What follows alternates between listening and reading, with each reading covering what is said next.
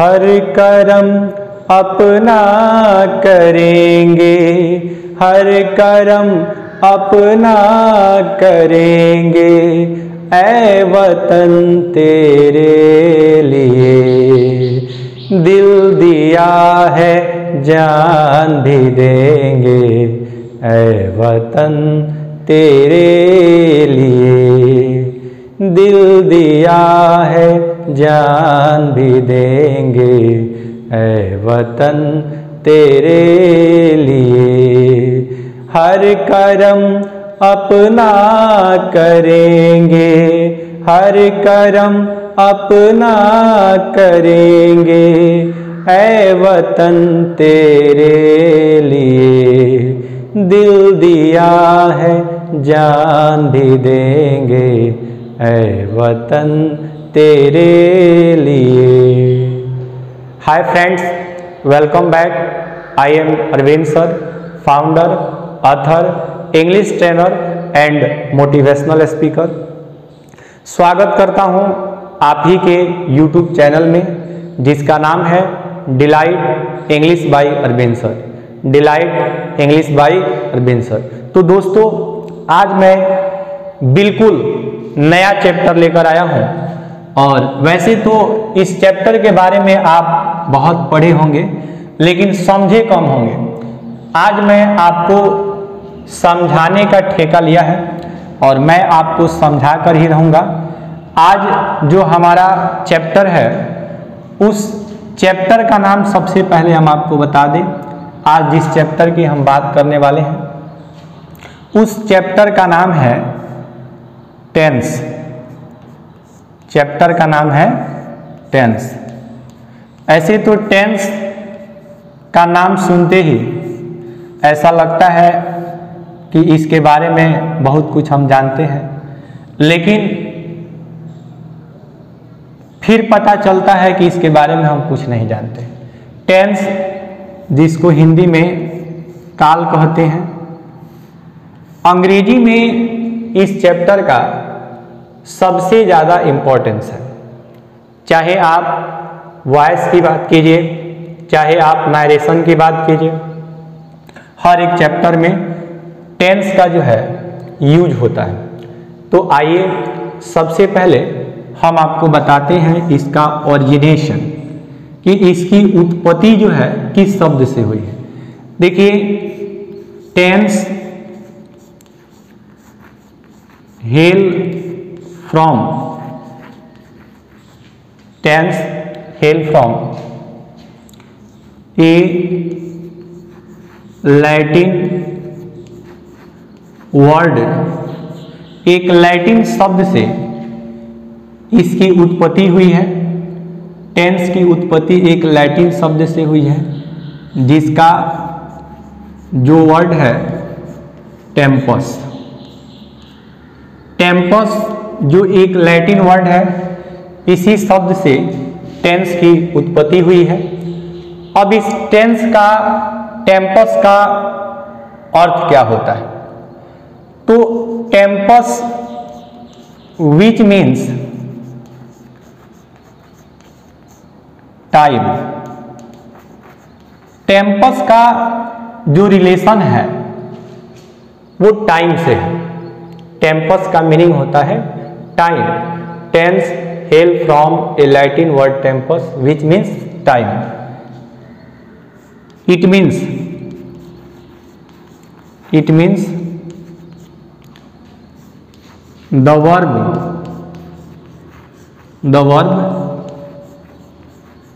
that refers the time of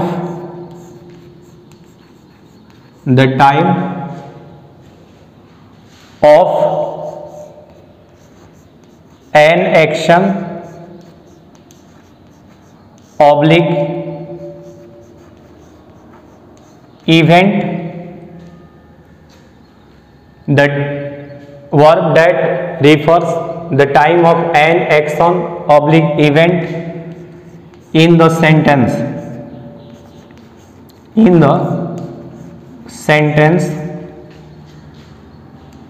is called tense. आपको बता दें कि जो टेंस है इसकी उत्पत्ति लैटिन शब्द टेम्पस से हुई है, जो रिफर्स करता है किसको? टाइम को। यानी टेंस का काम है टाइम को बताना, किसी कार्य अथवा घटना के समय को बताने का काम होता है टेंस का। सिंपल समझिए, टेंस किसी कार्य अथवा घटना के समय को बताता है। तो जिससे भी समय का बोध होता है, चाहे वर्तमान समय का बोध हो, चाहे बीते हुए समय का बोध हो, चाहे आने वाले समय का बोध हो, तीन ही तरह के समय होते हैं, एक बीता हुआ समय, एक वर्तमान समय और एक आने वाला समय। तो जिस भी सेंटेंस में अगर किसी टाइम का बोध हो रहा है तो समझिए कि वो टेंस से रिलेटेड है। जैसे अगर एक वाक्य लेते हैं कि लता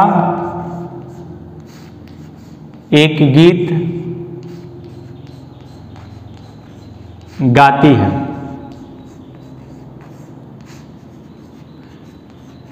लता एक गीत गाती है, इससे वर्तमान समय का बोध हो रहा है।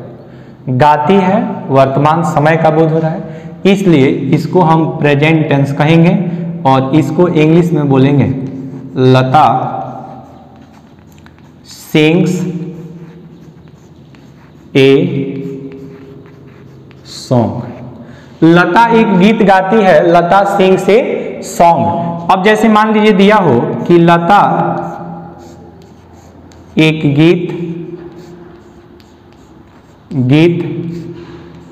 गाती थी, लता एक गीत गाती थी, इससे बीते हुए समय का बोध हो रहा है, तो इसको बोलेंगे लता सिंग का यहां सेकेंड फॉर्म लगेगा, simple past tense, sang a song. अब एक वाक्य और ले लीजिए कि लता एक गीत गाएगी, लता एक गीत गाएगी। इसमें समय नहीं दिया है कब गाएगी, तो यहां लिखेंगे लता विल सिंग ए सॉन्ग। अब देखिए इसमें सबका जो सब्जेक्ट है वो सेम है, सबका ऑब्जेक्ट जो है वो भी सेम है। चेंज क्या हो रहा है, तो वर्ब चेंज हो रहा है। पहले वाले सेंटेंस में V5 का प्रयोग हुआ है, दूसरे वाले सेंटेंस में V2 का प्रयोग हुआ है, और तीसरे वाले सेंटेंस में विल और सिंग, शैल या विल प्लस V1 का प्रयोग हुआ। तो इस प्रकार से जो टेंस होते हैं इसके तीन प्रकार होते हैं। अगर हम काइंड्स ऑफ टेंस की बात करें, काइंड्स ऑफ टेंस कि टेंस के प्रकार कितने होते हैं। काइंड्स ऑफ टेंस काल के भेद या काल के प्रकार। तो देखिए हिंदी में भी काल तीन ही तरह के होते हैं, वर्तमान काल, भूतकाल और भविष्यत काल। और इंग्लिश में भी टेंस तीन ही तरह के होते हैं। आप बोल सकते हैं देयर आर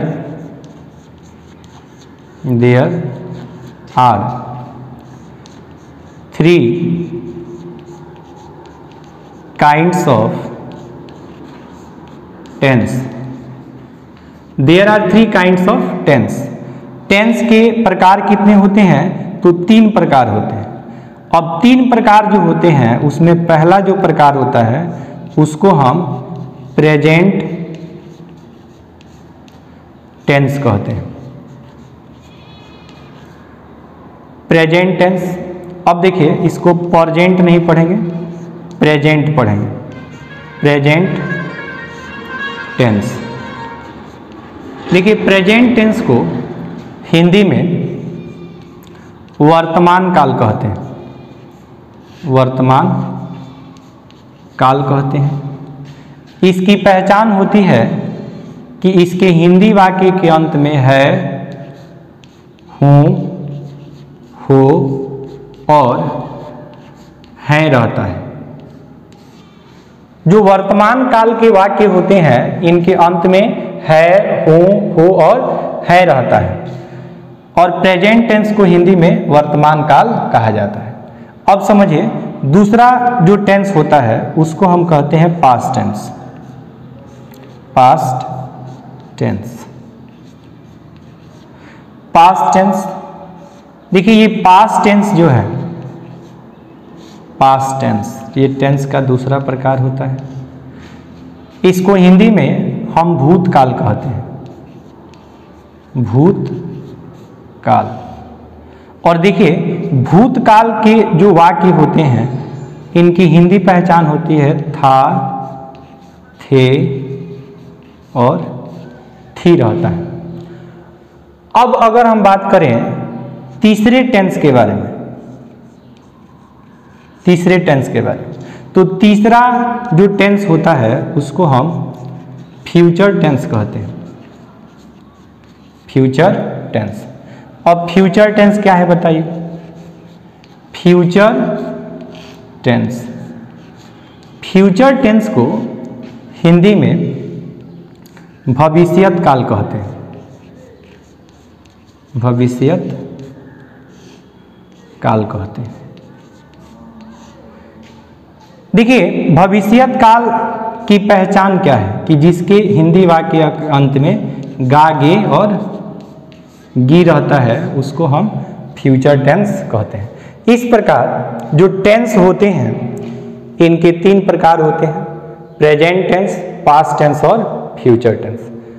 अब समझिए कि टेंस जिसको हिंदी में काल कहते हैं इसकी उत्पत्ति लैटिन शब्द से हुई है। लैटिन एक भाषा है और वह शब्द क्या है? टेम्पस है। टेम्पस का अर्थ होता है टाइम, यानी टेंस से टाइम का बोध होता है। तो कह रहा है कि क्रिया का वह रूप जिससे किसी कार्य अथवा घटना के समय का बोध होता है उसे हम काल कहते हैं, और काल को इंग्लिश में टेंस कहते हैं। अब टेंस के प्रकार कितने होते हैं? तो टेंस के प्रकार होते हैं तीन, प्रेजेंट टेंस, पास्ट टेंस और फ्यूचर टेंस। प्रेजेंट टेंस को हिंदी में वर्तमान काल कहते हैं। इसके हिंदी वाक्य में रहता है, हूँ, हो और हैं। पास्ट टेंस जिसको हिंदी में भूतकाल कहते हैं, जिसके अंत में था, थे, थी रहता है। और फ्यूचर टेंस जिसको हिंदी में भविष्यत काल कहते हैं और इसके अंत में गा, गे, गी रहता है। आप बोल सकते हैं कि है, हूँ को प्रेजेंट कहो, था, थे, थी को पास्ट, गा, गे, गी को फ्यूचर कहो, टेंस पे कर लो विजय प्राप्त, टेंस पे कर लो विजय प्राप्त। अब देखिए कि ऐसे तो टेंस तीन तरह के होते हैं। आप प्रत्येक टेंस के चार भेद होते हैं, तो कुल टेंस की संख्या कितना? 12। कुल टेंस की संख्या 12, टेंस की संख्या 3, प्रत्येक टेंस के प्रकार 4। इस प्रकार कुल टेंस की संख्या 12 होता है। तो प्रेजेंट में जो चार टेंस होते हैं उसमें आता है present indefinite, present continuous, present perfect, present perfect continuous tense. दूसरा पास्ट टेंस में आता है past indefinite, past continuous, past perfect और पास्ट परफेक्ट कंटिन्यूअस टेंस। तीसरा future indefinite, future continuous, future perfect और फ्यूचर परफेक्ट कंटिन्यूअस टेंस। तो कुल tense की संख्या 12 होती है। तो अब नेक्स्ट वीडियो में हम बात करेंगे कि टेंस की जो संख्या है, कुल टेंस की जो संख्या होती है कितनी होती है? 12 टेंस होते हैं। नेक्स्ट वीडियो में हम उन 12 टेंसेस के नाम के बारे में जानेंगे।